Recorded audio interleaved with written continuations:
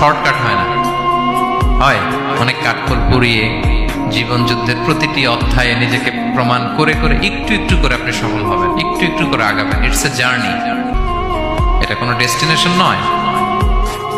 এবং সফল হওয়ার পথ পরিক্রমায় কোনো লিফট নেই, সিঁড়ি বেয়ে উপরে উঠতে হয়। কি বেয়ে? কিন্তু আমরা সফল হতে চাই কিভাবে? ডাইরেক্ট 100 তলায় তো আমি সফল, উপরে সবার উপরে আমি, এইভাবে চাই সফলতাটা। সবার উপরে উঠে যাব, গোল্ড মেডেল গলায় পরাই দিবে, আমরা সাকসেসফুল না।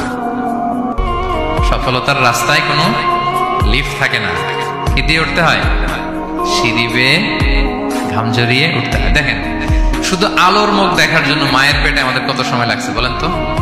জাস্ট একটু লাইট, হ্যাঁ 9 মাস 10 মাস সময় লাগছে শুধু একটু আলো দেখবো আমরা। একটু আলোর মুখ দেখার জন্য আমার লাগছে 9 মাস। আর এখানে আমরা শর্টকাট খুঁজি, খালি কি খুঁজি?